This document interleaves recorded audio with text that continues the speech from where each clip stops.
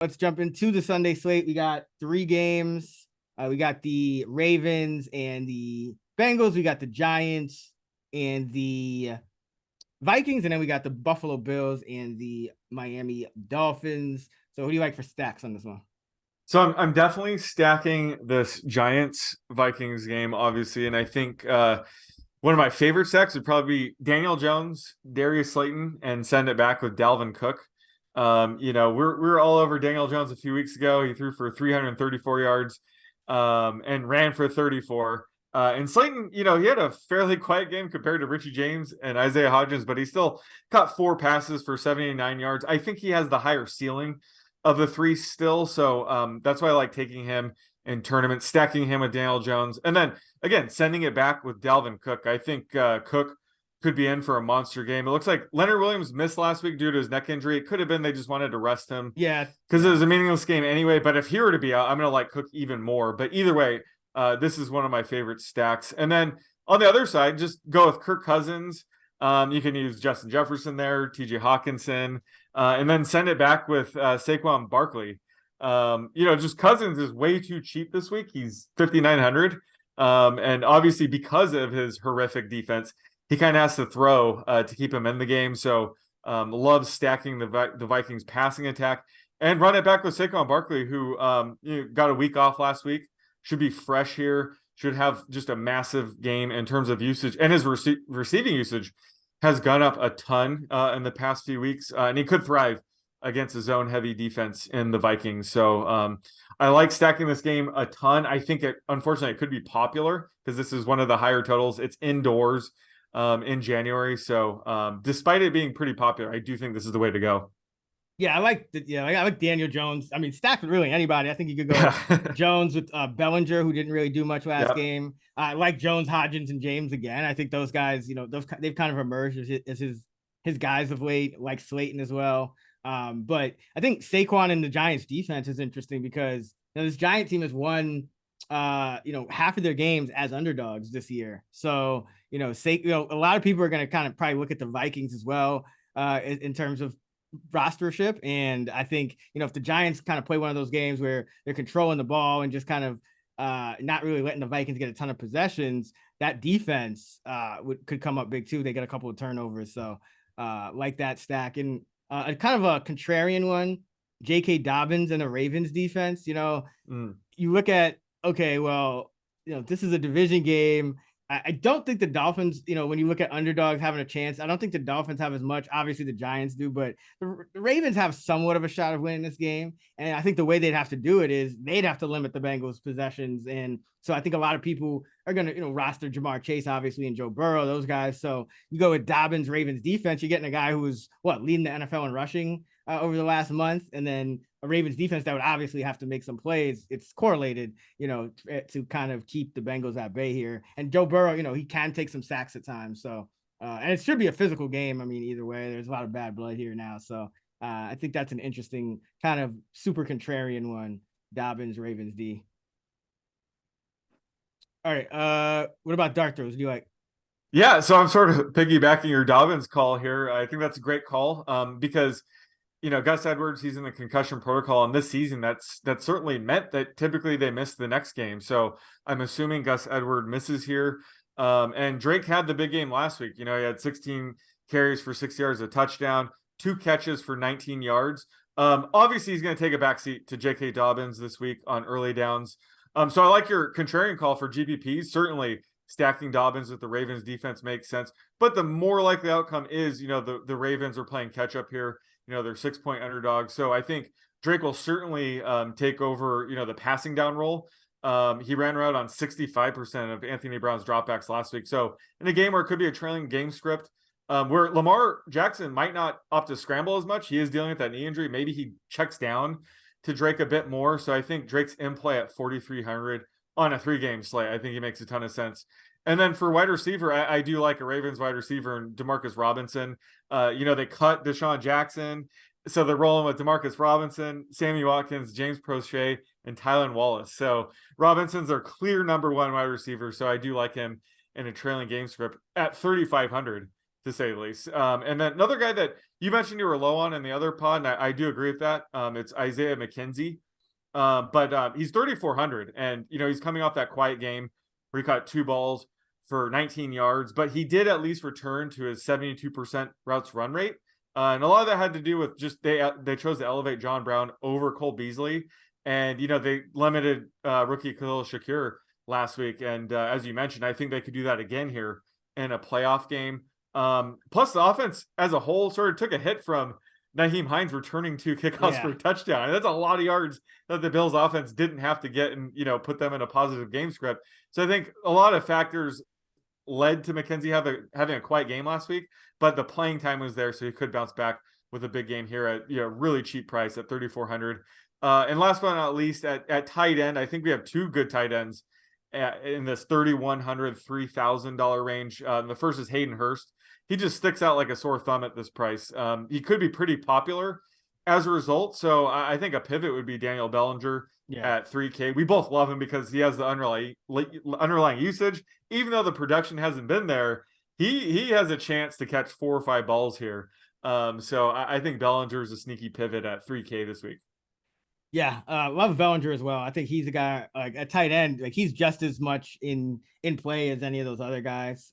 Just because of the amount of routes he's getting. A tight end, you're really just looking for routes. Because it's going to be a lot of volatility in terms of the actual production. Another guy I think is an interesting dart throw because these playoff slates, especially in the Millie Maker, it could get real weird. But Irv Smith at min price. We don't know exactly how much usage he's going to get. He might not get any usage, but he could, play a decent role, get, maybe 30% of the snaps, kind of like what he did in the finale. And if he does, I think he's definitely in play because he's one of, the Vikings, it's pretty much those that they're starters. That's it. They don't play any backups. So if you're able to get maybe like one guy from the Vikings who's going to not be super high owned, it's going to be Irv Smith. So I think he's definitely in play. And then similar, like if this is all based on Mostert, whether he suits up or not, but if he doesn't, I think Savon Ahmed is an interesting dart throw at running back, simply because it's really hard to find guys at running back that are super cheap. So we remember a couple of weeks ago when the Buffalo Bills played the Miami Dolphins, you had, I think it was Wilson out for that game, and Ahmed stepped up into the number 2 running back duties, and he got 6 carries for 43 yards and a touchdown in that game. So we could see something similar if Mostert's not able to go, or even if he is. I mean, we could see Mostert active, but Ahmed ends up playing as a number 2 back, and Mostert is kind of more of an emergency number 3 because I know Gaskin is on IR now, so they don't really have that third back. So there's a lot of ways that I think Ahmed could kind of factor in here, just as a kind of dart throw. And like Robinson, I think Robinson, I mean, even Sammy Watkins is in play here because the Ravens, I mean, if Lamar comes back, especially, the receivers aren't going to be quite as dead in the water as they have been with all these backups. But, Watkins was only about 9% in terms of his route participation rate behind Robinson in the last game. Prochet was up there too. So but Watkins clear, he's going to be that outside guy. And they felt comfortable enough, bringing him in, and they cut Jackson. I don't think they're going to bring him back. We'll see. But either way, I think Watkins has been a guy that they've kind of felt comfortable rolling with after he was on the team last year. So I think he's a guy to watch out for as well. All right, let's jump to let's build some lineups. Let's start with DK. So we're doing the Sunday slate here, just keeping it like we normally do on this pod, and we'll do the other slates on the night shift episode. So, all right, you can start us off. Let's go, Daniel Jones. All right. 5,600 on DraftKings. All right, let's. I'll throw Bellinger in there. 3K. We're gonna have a lot of money to spend up with. Yeah. What are your thoughts on stacking Saquon with Daniel Jones? I mean, I think. I don't know. It probably is not the best because we already got Bellinger. Like if we didn't have Bellinger, I think it would be. Well, it's a 3-game slate, so yeah, it's like you don't need as big of a ceiling, but just we need to spend some money. So let's, I guess, send it back with either Dalvin Cook or Justin Jefferson. Your call. Or TJ Hawkinson. Yeah, let's go with Dalvin Cook. If we're not going with Saquon in this lineup, let's go Dalvin. All right. We'll get some Jamar Chase in here then. 8,100. Nice. All right, let's knock out defense now. I have the Bills as the top defense against Miami. And they're the second most expensive. You think they're going to be too chalky or? I don't worry about chalk for defense. Okay. You just got to have the right one. And we have Nyheim Hines returning kickoffs too. So got that going for us. So we have 5,700 per player remaining. Let's go with Dob. No, actually, no, it's DraftKings. Let's go with Devin Singletary. 5,500 here for the other running back. Nice. So we got a little correlation with the Bills D, even though it's not really why we're taking the Bills D, but yeah, no, it makes sense. If they get up big, I think they would lean on Singletary. Yeah, more in this spot. 5,800 for 2 wide receivers and a flex. God, I really want to spend down for Demarcus Robinson, but don't want to have $2,000 left on the table. I mean, you could. We just throw like Justin Jefferson in there, so. Or double. Yeah, it's like fine, really. Yeah. Or just go with like Mark Andrews. Take 2 tight ends. That's one way to get unique on the slate. I'd prefer Hawkinson, but I think Andrews' rostership will be really low here, right? I mean, he's 5,200. I mean, he had a big game last. He had 100-yard game. Yeah, he did. Yeah. So.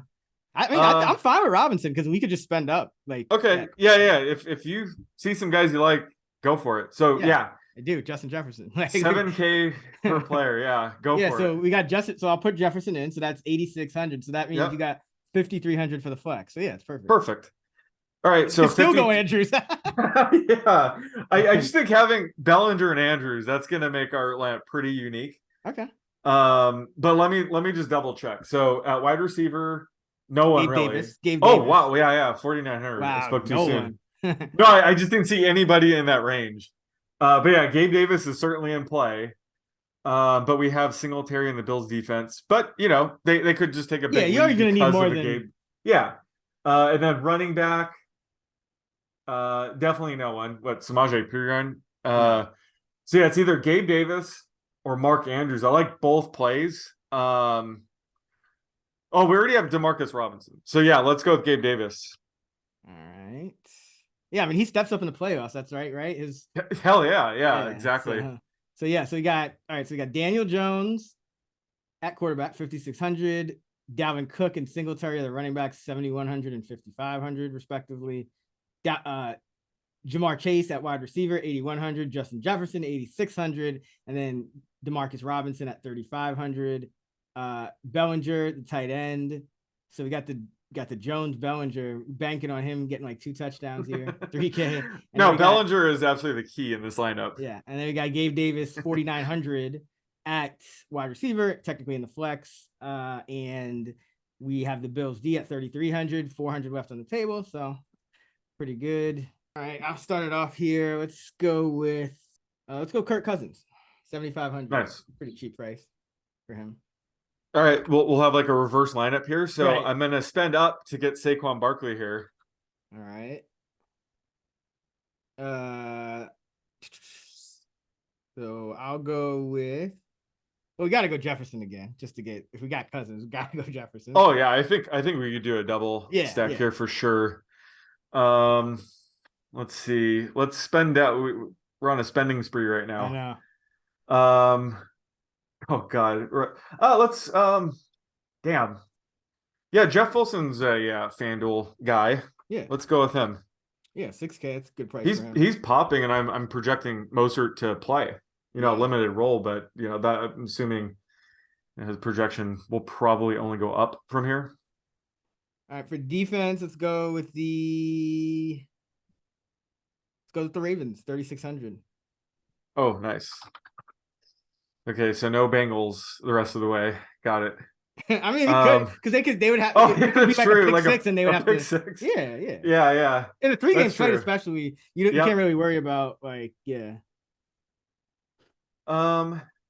feel like every game Tyler Boyd either has a touchdown called back or he leaves with injury. I never know what's up with him.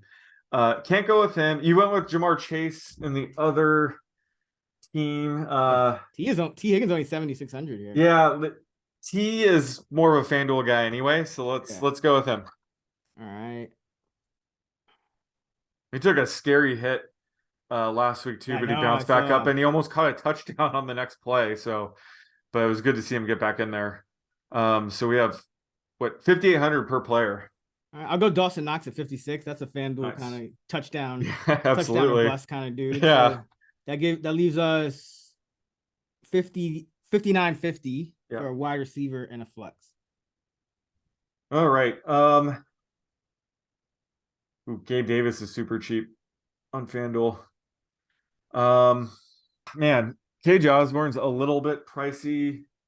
So is Thielen, but I kind of want to double stack. Yeah. Thielen's not really that pricey. He's like 6,300. I mean, for how he's been playing lately, but true. But it is the playoffs. And I just think, oh man, Irv Smith's increase in usage might take away from Osborne just a little bit. I'm just kind of going through it right now. Yeah, I would go with Thielen getting a cheap touchdown. So let's go with Thielen as being a good FanDuel play one last time. If the Vikings lose, definitely one last time. Yeah, exactly. Because Barkley went off. That's the theme of this lineup.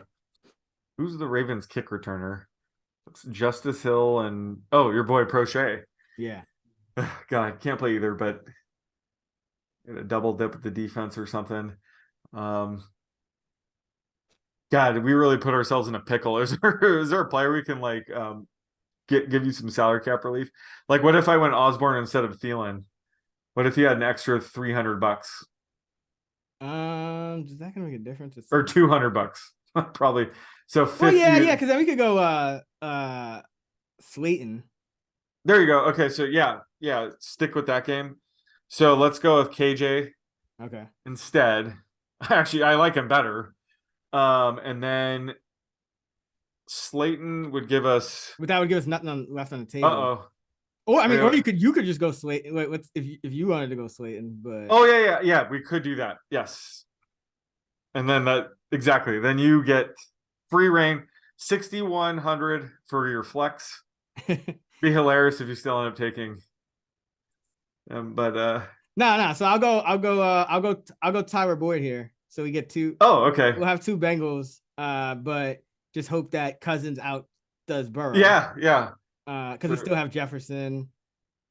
Yeah, so we'll still have that's I don't know. Actually, no, I should probably. Oof.